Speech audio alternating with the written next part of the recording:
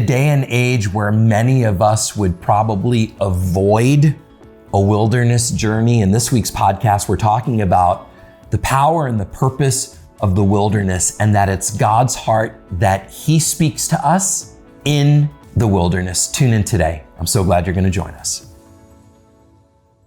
Welcome to another Portions podcast. What an amazing accomplishment that the Lord has allowed for us to get through Genesis, Exodus, Leviticus, and today, our first podcast in the book of Numbers. Yes, and I couldn't do it without my co-host, the great, the honorable Nathan.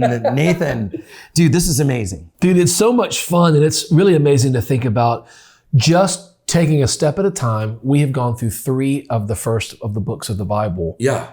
And it's a reminder, just a little bit of time, each day, each week, you get to consume it all. It's so good. Yeah. So I love that we get to do this. It's amazing. The first 5 books of Moses, called the Torah, incredible foundation for the whole written word. Yep. And here we are in the book of Numbers, but interestingly, in Hebrew, the book of Numbers isn't called Numbers. Why don't you tell us what it's called? Yeah, Bamidbar. Bamidbar. Yeah, Bamidbar. Literally?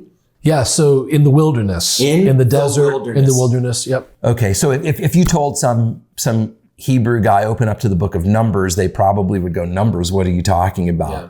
But it's in the wilderness. So right before we started the recording, you just said, hey, here's a cool little nugget about in the wilderness. And I just think it's really, the wilderness is a powerful place. Yeah, that's true. That most people do everything they can to avoid. Myself included. Yeah, for sure. Let's not jump into the wilderness. Right. Because it's a place where we can't even rely on our own ability to get things done. Look, if it doesn't rain when we're in the desert, we're done. Yeah. And we can't produce rain. I mean, there's no such thing as a rain dance. I'm sorry for people who believe in that. It's God who gives rain, right? So there's something sacred about the wilderness. And you were talking about that before the cameras went on. Well, I'd love for you to start with that. Yeah, so I'm no Hebrew scholar, as you well know, but the little bit that I do understand, the word davar in Hebrew is the word for speak, can be the word for word, depending on how you read it. So davar is the root of middabar, okay, right? So you've got the word speak as a root embedded in middabar, which means in the wilderness. And it's a picture in my mind, as I look at that God speaks in the wilderness. Wow. And as we're going to look over the next several weeks, we go through these Torah portions, we're going to see where God is speaking in the wilderness. But Scott, to your point, we try to avoid it, but so often the Lord meets with us in the wilderness. Yeshua's journey in the wilderness, right? I mean, we see that in the New Testament, but this idea that God speaks in the wilderness, we'd rather Him only speak to us when things are sweet and we don't have to go through anything. Exactly. But so often He speaks to us in the difficult seasons. So check out the first verse of the book of Numbers. It says, then the Lord spoke to Moses in the wilderness. It's like, okay, in the wilderness, the Lord speaks, which is exactly what you were saying. And you referred to Yeshua. It's interesting that He goes 30 years kind of just being obedient and being a son and not necessarily in the ministry. Right. I don't even know that I like that terminology, but something happens when He's baptized. By the way, a voice in the wilderness, John the Baptizer crying, prepare the way of the Lord. Yeshua is baptized. Heaven opens up. This is my son in whom I'm well pleased.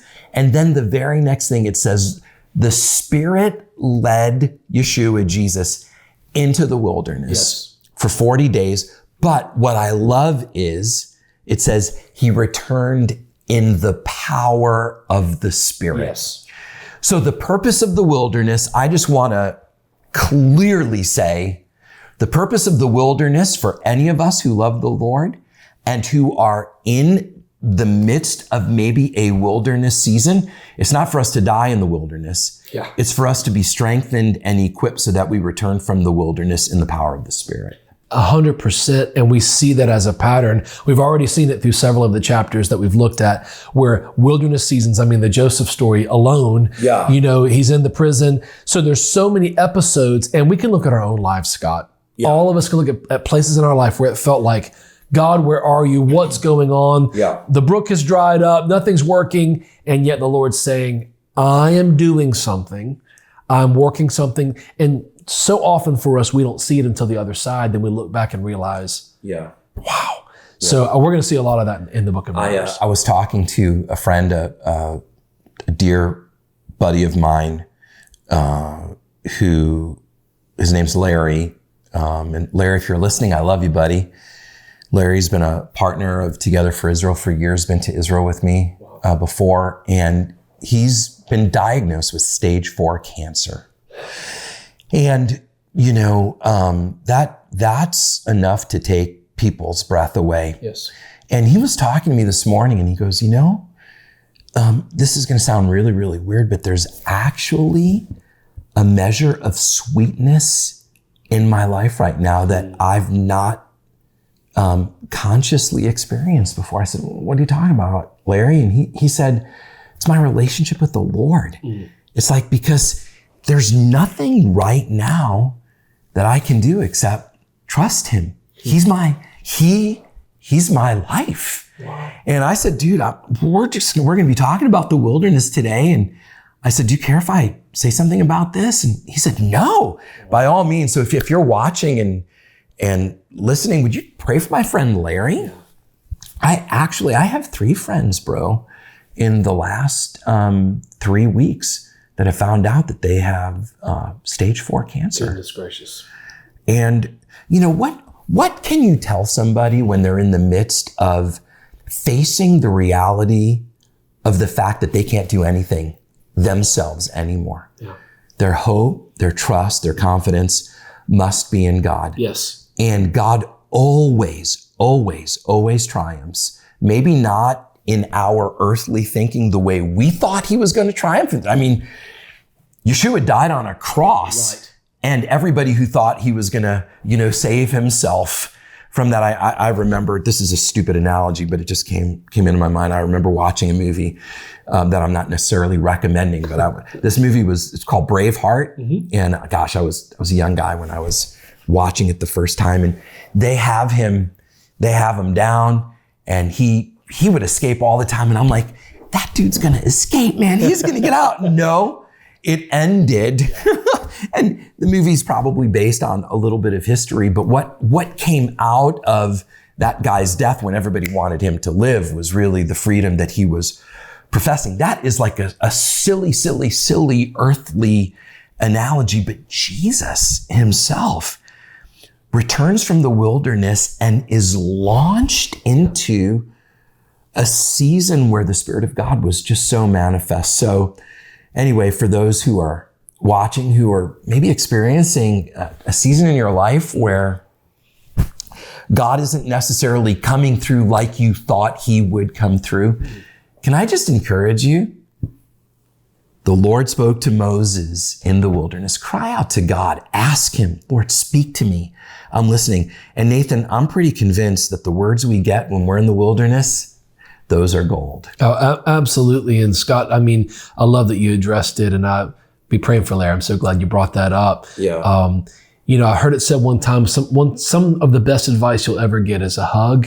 And I think there's a lot of truth in that. And the Lord, that's really this premise. He brings comfort to us in the midst. And we don't have to have it all sorted or figured out, but he does bring comfort. Yeah. And that's what makes it gold. That's why it's so precious. Yeah. We go through things and we're refined in it. But, in the book of Numbers, we've got the Hebrew children.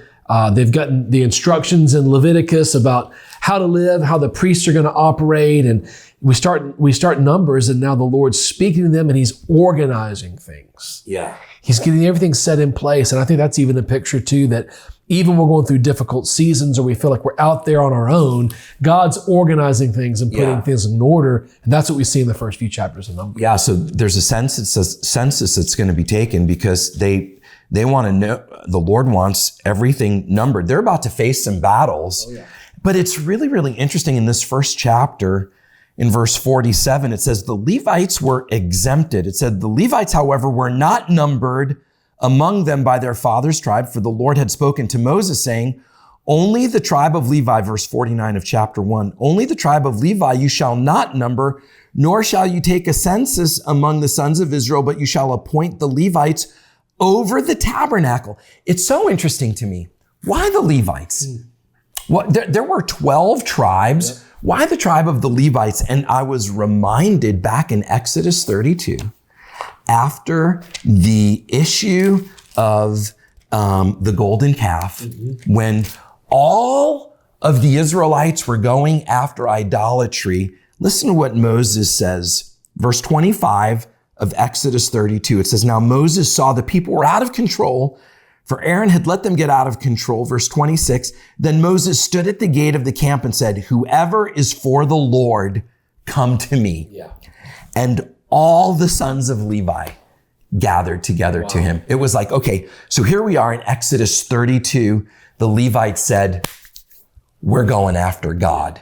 So now, fast forward, the Levites now are not numbered among the men who are going to fight. Yep. They are numbered among the ones who are going to keep the tabernacle. So in Exodus 32, the Levites separate themselves. Now in Numbers chapter 1, the Lord separates the Levites. I really believe that God is looking for men and women today who are willing to say, look, I'm not going with the crowd. Right. And we are living in such a crazy time, even in the church world, where so many people are jumping on social media and just kind of saying this and doing this. They're part of the crowd.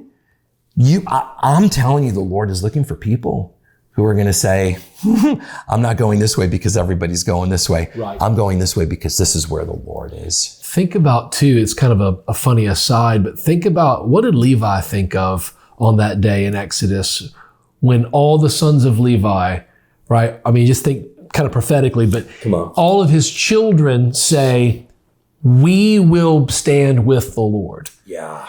And not only would that be from a father's heart, I mean, just the power of that moment, but how about our Father? He never forgot that. We're in the book of Numbers now. He never forgot it. And he says, as a matter of fact, I am setting you aside because you stood with me. Then you get to stay with me. I love it. Right? You stood with me, you stay with me. And they are the ones that keep the tabernacle. I mean, how powerful is that? So amazing. And for us, a reminder, when we stand with the Lord, when we refuse to go with the crowd, when we make our stand, the Lord sees and he does not forget. Yeah, he does not forget. And he says, if you'll stand with me, you can stay with me. And I love that. When you stand, say that again. Stand. When you stand with me, you can stay with me. I love it, bro. Yeah. I love it. So that's basically Numbers 1. Yep. Then in Numbers 2, the Lord spoke to Moses, and it's all about arranging the camps. It's like, where are you going to sleep? Right. And it's really, really interesting because God's presence is central to this. The tabernacle, the Mishkan, was placed, and then 3 of each tribe would stay on the north, the south, the east, and the west. And so God, it's almost like he placed his people around the place where he desired to meet with them. Yeah. I'm just going to say this. It just came to my mind, but I think this is what he wants with church. It's like, think about this. I don't mind that people might drive an hour to go to a church, but when we look at the Bible, like when we go to Israel together and we go to Capernaum, in this ancient city, there was the place of meeting, the synagogue, and all of the houses were built around the synagogue because that was central. It was central in everyone's lives. It's like, okay, our camp is around the place where God said he wants to meet with us. And it just, like, as I think about it, I actually wrote in my my Bible here. I don't know if you guys can see that, but I put like God's presence, and then the 12 tribes were around it. What if we lived that way? What if we determined now that we're going to live in a place where we are fellowshipping with those who are standing with the Lord? And church wasn't necessarily a meeting that you went to once a week, but it was a lifestyle. It was residence around the presence of God. I don't know. That just popped out to me. I don't know that I've ever thought of it before, but I turn it over to you to take that and either say, wow, Scott, that's like an amazing revelation. What do you think? Well, it makes me think of some of the things we were talking about earlier, even before we began this episode. You know, when Yeshua appointed the disciples, when he appointed the 12 apostles, right? It's Mark chapter 3, verse 14. I'm just going to read it quickly. It says, he appointed the 12 that they might be with him and that he might send them out to preach. That's in the NIV. He appointed the 12 that they might be with him. And Scott, to me, that is everything of what you're saying. And it's the picture of what we're seeing in the book of Numbers. The appointment wasn't to do great works. The appointment, not that you wouldn't do great works.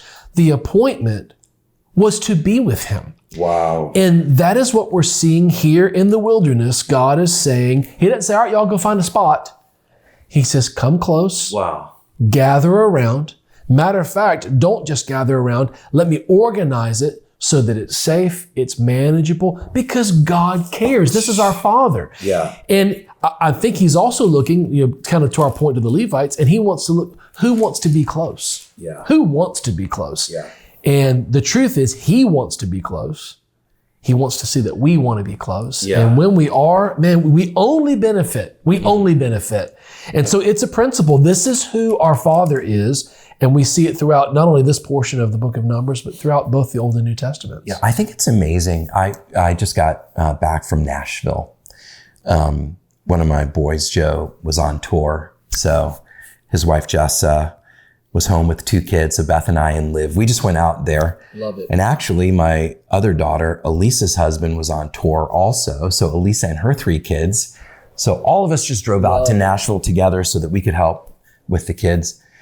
But do you know what's really cool? I ran into people in Nashville, and this is what they told me. They said, your kids are incredible. Like, we know you're incredible parents because of your kids. Now, I obviously, that's a hard thing to hear. You want to deflect that because I know the Lord gave us great grace in raising our kids, but I can't think of a higher compliment than for people to say, your kids are amazing. And then come to us and say, can you give us some parenting advice? Or and I don't know, I almost feel funny in saying that because it sounds like I'm boasting, but I'm really not. What I'm saying is there's no greater joy as a father than to know that my kids are reflecting my values and my desires, so much so that it's causing others to maybe not jealously in the wrong sense of the word, but they want to be around us. They're inspired. Exactly. And that is this. Yes. God didn't choose Israel so that Israel alone would have fellowship with him. God chose Israel that they would be a light to the nations so that others would see the light and then come in and be drawn into a relationship with the Lord. That's amazing. And it's all centered around the presence of God. We've just got a minute, dude. Close us out, bro. Well, this whole portion's fascinating. There's the census, there's the assignment, there's the encampments, there's all these things we're talking about. I'll just draw this out in chapter 3, verse 11. It says, the Lord also said to Moses, I've taken the Levites from among the Israelites in place of the first male offspring of every Israelite woman. The Levites are mine, for all the firstborn are mine. And what we see is, whereas before God asked the firstborn of each family to be dedicated to him, he says now the Levites are that portion. I'm taking them, which sounds amazing if you're a Levite, and it sounds amazing if you're Levi. Right. But what was happening as well is the design was for every family to have a representation of being, and that's God's heart, that every family would have the first fruits, the best of their strength dedicated to Him, so that people would do the very thing you're talking about. They would look to us and say, what a reflection of our Father's values, of our Father's heart. And we've got a lot of fun things in front of us in the book of Numbers. I'm excited about these portions. Yeah, I'm excited. I'm excited too, dude. And it's always so great doing it with you. I look forward to this every week. Yeah. And I'm so thankful that you joined us today. We're in Numbers 4 next week. It's going to be a great podcast. I want to encourage you to tune in and listen. If these portions, whether you're watching or just listening on our podcast app, if these are blessing you, can I just encourage you? Share them with other people. You know, we just, not that this is any great accomplishment, but we just crossed 1,000 subscribers on our Together for Israel channel. If you haven't subscribed, I just want to encourage you, just hit the subscribe button, because then you'll be getting these regularly as soon as they come out. And it's our joy. Well, our pleasure doesn't come in knowing we've got 1 subscriber or 10 million subscribers. Our joy comes in knowing that the Lord is being glorified through the ministry that He's entrusted us to steward Together for Israel. So follow us on social media, subscribe on YouTube, share these podcasts. And if they've been a blessing to you, just shoot me an email, scott@togetherforisrael.org. I'll do everything I can to answer you. I love you, and blessed, so blessed that you tuned in today.